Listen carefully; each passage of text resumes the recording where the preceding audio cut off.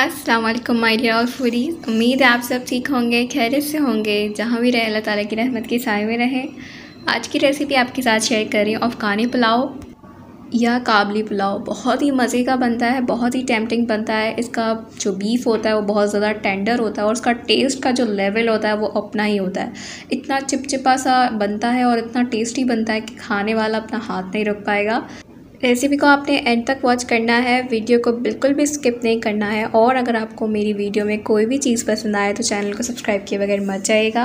Video को start करते हैं। बिस्मिल्लाहिर्रहमानिर्रहीम। यहाँ पर मैंने बीफ लिया है तकरीबन 1 किलो। उसमें मैं पानी ऐड कर रही हूँ तकरीबन 3 से 4 गिलास। आप अपने गोश्त की क्वांटिटी के मुताबिक पानी डाल सकते हैं। बस इतना पानी डालें कि पानी में आपका गोश्त अच्छी तरीके से डिप हो जाए।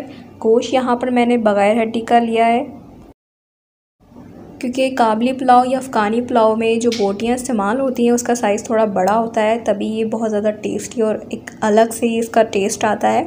चर्बी समेत मैंने गोश्त लिया था, उसको 1 घंटा तकरीबन बहुत अच्छे से बॉईल किया कि ये हाथ लगाते ही टूट जाए, इसलिए मैंने 1 घंटा इसको परफेक्टली बॉईल किया है कि ये बिल्कुल टेंडर होना चाहिए। इसमें ज़रा सा भी कच्चापन नहीं होना चाहिए। 1 घंटा बॉईल करने के बाद यहाँ पर मैं गोश्त अलग कर लूँगी, यखनी अलग कर लूँगी। उसके बाद यहाँ पर मैं 1 कप तकरीबन, ये वाला कप आप देख रहे हैं, पौना कप मैंने इसमें शामिल किया है तेल का। चावल की क्वांटिटी के हिसाब से आपने तेल शामिल करना है। यहाँ पर मैं 1 किलो चावल इस्तेमाल करूँगी तो उसकी मकदार के हिसाब से मैंने 1 कप लिया है, ये वाला जो मैंने अभी आपको दिखाया था। उसमें मैं 1 अनियन जो मीडियम साइज़ की है स्लाइसिस में कट करके शामिल करूँगी। प्याज को हमने ब्राउन गोल्डन कलर नहीं देना है, वरना पुलाव का कलर जो है वो थोड़ा सा ब्राउन की तरफ चले जाएगा। बिल्कुल हल्का सा वाइट कलर करना है, जिससे मैंने इसमें आपको दिखाया है। पिंकिश जो कलर होता है प्याज का, बस वो ख़त्म हो जाए। जैसे ही प्याज अपना कलर चेंज कर ले, उसमें कोटा हुआ अदरक और लहसुन मैं इसमें शामिल कर रही हूँ। आपके पास अगर ना हो तो आप अदरक लहसुन का पेस्ट भी शामिल कर सकते हैं।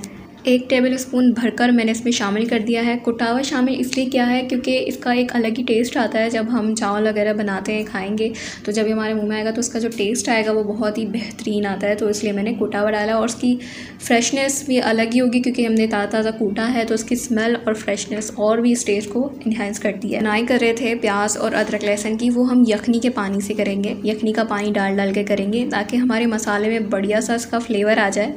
तो यहाँ पर जो मैंने अभी पानी शामिल किया था वो सादा पानी नहीं था, वो यखनी का पानी था जो अभी हमने गोश्त में से अलग किया था।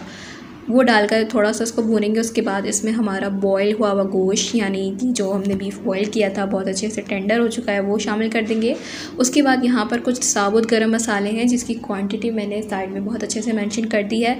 मुज़बानी में आपको बता देती हूँ, इसमें दालचीनी है, लौंग है, काली मिर्चें हैं और बादियान फूल है और छोटी इलायची है। उसके बाद यहाँ पर साबुत ज़ीरा में शामिल करूँगी 1 टेबल स्पून भरकर। इसमें मैंने बड़ी इलायची शामिल नहीं की है। नमक हस्बे ज़रूरत शामिल करेंगे। मैंने यहाँ पर सॉल्ट 1 टेबल स्पून शामिल किया है, वो आप अपनी गोश्त की और ग्रेवी की क्वांटिटी के हिसाब से, चावल की क्वांटिटी के हिसाब से डाल सकते हैं नमक। उसके बाद यहाँ पर काली मिर्चों का पाउडर 1 टेबल स्पून, गरम मसाला पाउडर 1 टेबल स्पून शामिल करेंगे। और इसके बाद जितनी भी यखनी हमारे पास बची हुई थी वो शामिल कर देंगे। अगर आप ज़्यादा पानी डालकर गोश्त को गलाते हैं तो डेफ़िनेटली आपकी यखनी ज़्यादा बनेगी। मैंने बिल्कुल परफेक्ट मेजरमेंट के हिसाब से यखनी बनाई थी। तो अगर आपकी यखनी ज़्यादा है तो कोई मसला नहीं है। जब आप चावल डालते वक्त पानी जो इस्तेमाल करेंगे वो आप पानी के बजाय यखनी इस्तेमाल कर सकते हैं, तो वेस्ट करने की ज़रूरत नहीं है। यखनी आपको चावलों में काम आ जाएगी। मेरे पास जितनी यखनी थी वो मैंने इसमें डाल दी और जितनी बची वो मैं चावलों के पानी में डाल दूँगी। अगर मुझे यखनी कम लगेगी तो मैं सिंपल पानी, जो हम पानी इस्तेमाल करते हैं खाने के लिए, वो यूज़ कर लूँगी। अब यहाँ पर मुझे इसकी बहुत अच्छे से गोश्त की भुनाई कर लेनी है ताकि नमक और गरम मसाले का जो फ्लेवर है वो गोश्त के अंदर बहुत बढ़िया तरीके से आ जाए।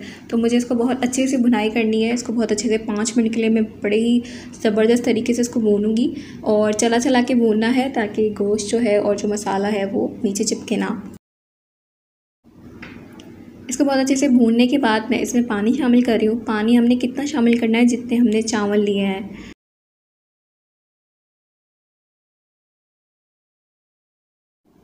तो यहाँ पर हमारे पास चावल तकरीबन 750 ग्राम है। मैंने यहाँ पर सेला राइस यूज़ किए हैं, जिसे मैंने अच्छे से 4 पानी से धोकर 2 घंटे के लिए पहले से ही भिगो दिया था।